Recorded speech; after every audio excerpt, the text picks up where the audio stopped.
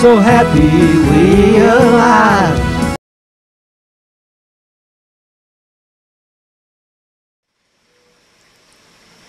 Good evening, and welcome to Louisville Late Night. This evening, we're in beautiful central Kentucky, in the rolling hills, with some wonderful people who are good friends of mine, I'm happy to say, and have helped me throughout my life. And anyway, one of these people is David Sawyer. And David Sawyer is a management consultant for a better world based in Portland, Oregon.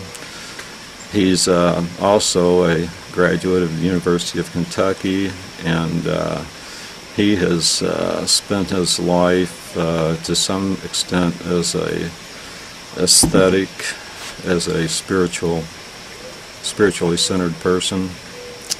And he's also spent a huge chunk of his life reaching out to humanity, if you will, as a teacher.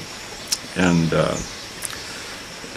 somehow he incorporates both of these into a tapestry of just incredibly different life experiences, teaching here, going there, you know, being the chief cultural officer of a diaper company that makes diapers that are green and go back with the earth.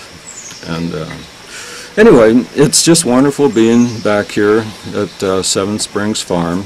And today we have with us a couple of really cool people. We have Jennifer right here. And Jennifer, you gonna say hi? Hi. And over here, sneaking around, we have Buzz, who's hidden in the shadows.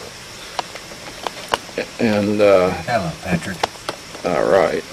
And then over here we have the guru of gurus, Kentucky's one and only altruist extraordinaire, and serious, fun-loving seeker of the divine, David Sawyer. Okay, David, what's going on? Well, thank you for that entirely inappropriate introduction, Patrick. And actually, just to fill you in on who I actually am, all that Patrick said is true enough. I am a management consultant based in Portland, Oregon. I work in the public, private, and nonprofit sectors. Sort of areas I work in are strategy, leadership, and culture, as in developing smart organizational cultures. And I've had some interesting clients over the course of my career. BP, the oil company, a lot of children's and environmental nonprofits, some fascinating government officials and people who are trying to make the world a better place through policy solutions.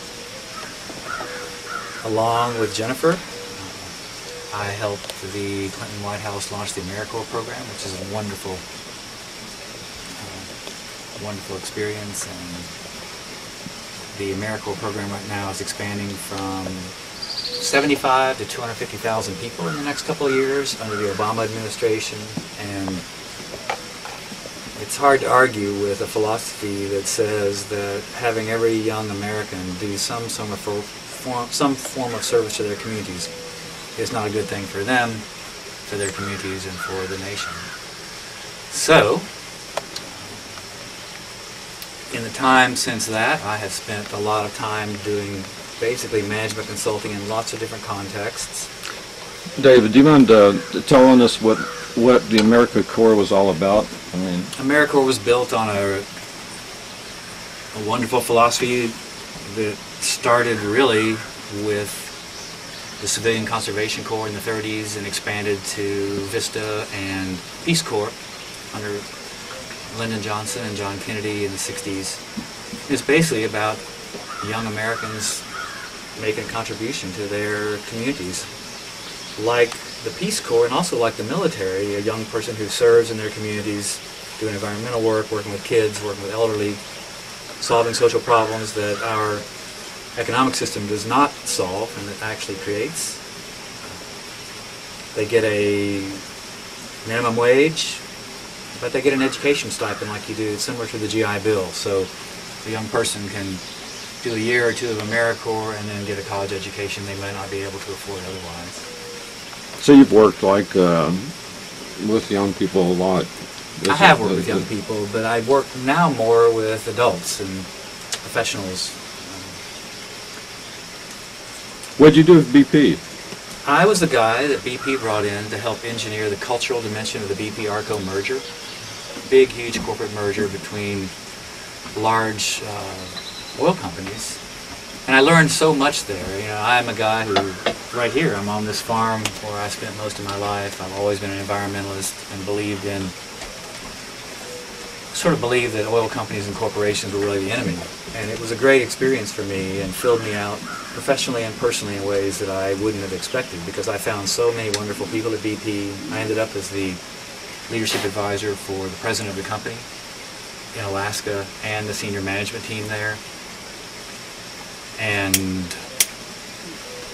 it was a revelation to find so many friends and actual ardent environmentalists in that system. So we have friends everywhere, is one thing I'd say. And you have a question? Yeah. I wanted to get back to what you said you were going to talk about. You were going to talk about a better world? Yeah, I just would love to tell the viewing audience, hello viewing audience. I just gave a talk a couple days ago, and there's a quotation from this, and a little thing I'd like to sort of share with everyone, and share with you guys, and hope you will ask some interesting questions. So Jared Diamond, the UCLA professor, wrote a book called Collapse. Some of you may have seen it.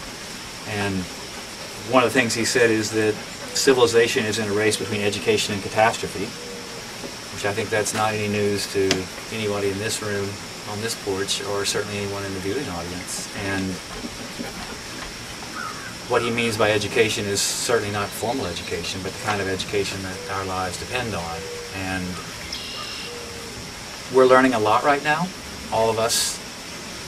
We're learning a lot about variations in Islam, about dying songbirds and salamanders, about melting ice sheets, about the reinvention of capitalism. And our learning curve is nearly vertical, and it needs to be vertical, and we need to get up the curve fast. As the Fantastic Four might say, flame on. And William Butler Yeats said, education is not the filling of a pail but the lighting of a fire. And so the fire of commitment to making this world what it needs to be is it's time to activate it, and a lot of people actually are activating it, which is sort of what I want to talk about. I came from being someone who kind of had, I think you would say, an apocalyptic view of the world, and I felt in some ways that it was going to go down no matter what we did,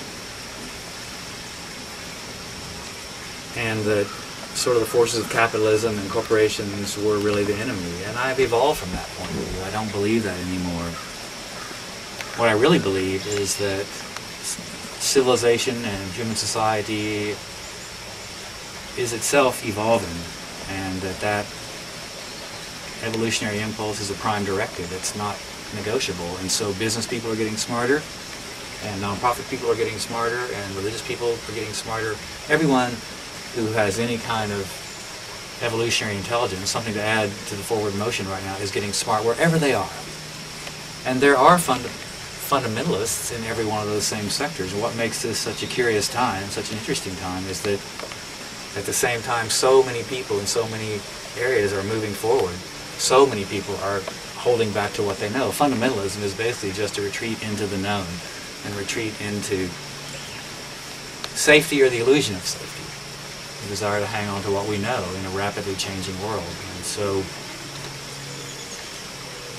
So tell me more about this conference. You said people were from the Far